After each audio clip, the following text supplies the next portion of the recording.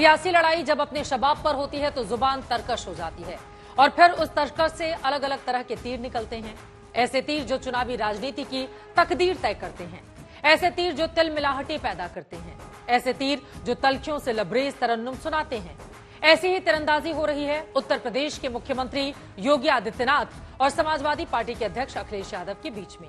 Bulldozer से लेकर भेड़िया तक योगी नहला मारते हैं तो अखिलेश दहला मानते हैं तो फिर योगी गुलाम मार देते हैं। आज दिन भर दोनों के बीच बयानों के तीर चले। इसी कड़ी में अखिलेश यादव ने योगी आदित्यनाथ पर ताजा हमला किया है। बड़ी खबर इस वक्त देते हैं। अखिलेश यादव ने सोशल मीडिया एक्स पर योगी आदित्यनाथ को बुलडोजर चुनाव चिन्ह के जरिए चुनाव लड़ने की सलाह दी है। अखिलेश यादव ने कहा है कि बुलडोजर चुनाव चिन्ह से चुनाव लड़े तो सारा भ्रम और घमंड इनका टूट जाएगा। इतना ही नहीं, अखिलेश ने तंज कसते हुए यह भी कहा कि आज नहीं तो कल योगी आदित्यनाथ को अलग पार्टी बनानी ही पड़ेगी, तो उसका चुनाव चिन्ह बुलडोजर रखें। अखिलेश यादव का ये ट्वीट दिखा रहे हैं। आज दिन भर दोनों ही तरफ से आरोप प्रत्यारोप का लंबा दौर चला, जो शाम होते होते तक थमता हुआ दिखाई नहीं पड़ता।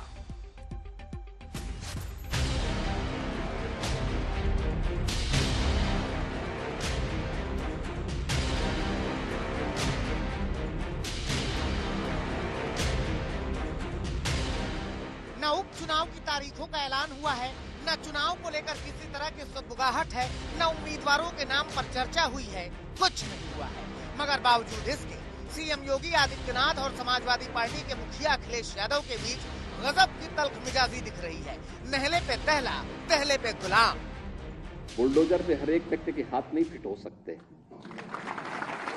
इसके लिए दिल और दिमाग दोनों चाहिए, दिल और दिमाग दोनों चाहिए।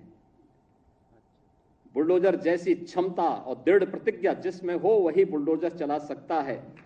दंगाइयों के सामने नाक रगड़ने वाले लोग बुलडोजर के सामने वैसे ही पस्त हो जाएंगे।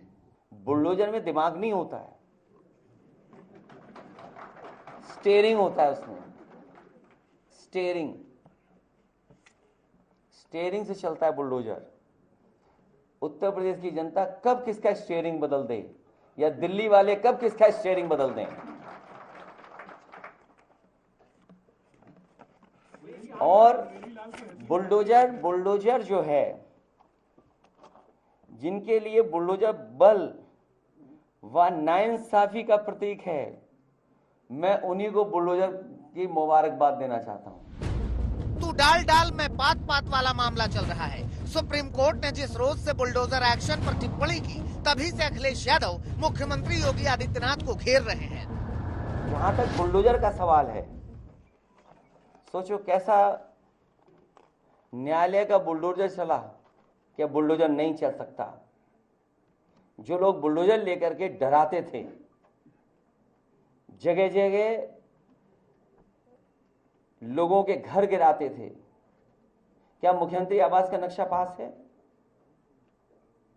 अगर नक्शा ही सवाल है तो सरकार ये बताए क्या मुख्यमंत्री आवास का नक्शा पास है, और कब पास हुआ था ये भी बता दें, कागज दिखा दें उसके।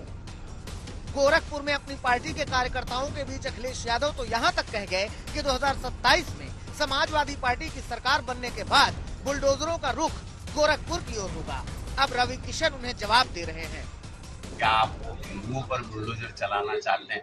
क्यों आपने सिर्फ पूरे 25 करोड़ में इतने अनगिनत जिले उत्तर प्रदेश में क्यों आपने गोरखपुर का नाम लिया?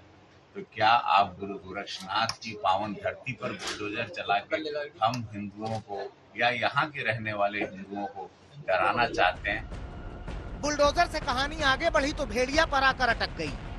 मैं देख रहा हूं ना, इस समय कुछ आदमखोर भेड़िया प्रदेश के अंदर अलग अलग जनपदों में उत्पात मचा रहे हैं, और कमोबेश यही स्थिति 2017 के पहले प्रदेश की थी। ये लोग उस समय कितनी तबाही मचाए हुए थे, किसी से छुपा हुआ नहीं है। जान इसलिए जा रही है क्योंकि सरकार काम नहीं कर रही है। सरकार को काम करना चाहिए इस पे भी कि जहां इस तरह की घटना हो रही है, सरकार अपना पूरा विभाग लगाए और बच्चों की और परिवारों की जान बचाए। जंग जबरदस्त है और ये तब है जब अभी उपचुनाव की तारीखों का ऐलान तक नहीं हुआ है। जाहिर सी बात है कि ये जंग अभी और धारदार होगी। लखनऊ से आशीष श्रीवास्तव के साथ आज तक ब्यूरो। जुबानी जंग का आलम यह है कि एक पक्ष जैसे ही दूसरे पर वार करता है, दूसरे पक्ष की ओर से तुरंत ही पलटवार आ जाता है। यह बयान भी सुनिए।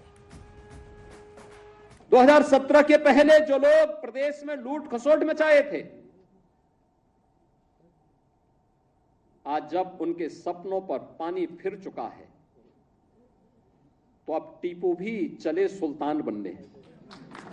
सपना देख रहे हैं, सपना देख रहे हैं। आपने देखा होगा ना, आज से 8-10 वर्ष पहले एक धारावाहिक आया था, मुंगेरी लाल के हसीन सपने।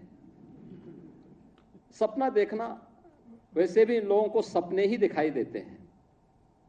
सपने देखने की इन लोगों की आदत रही है। उपचुनाव में सभी सीटें 10 की 10 उत्तर प्रदेश की जनता इंडिया गठबंधन और पीडीए को जिताने जा रही है। ये कितना भी भटक लें, कितना भी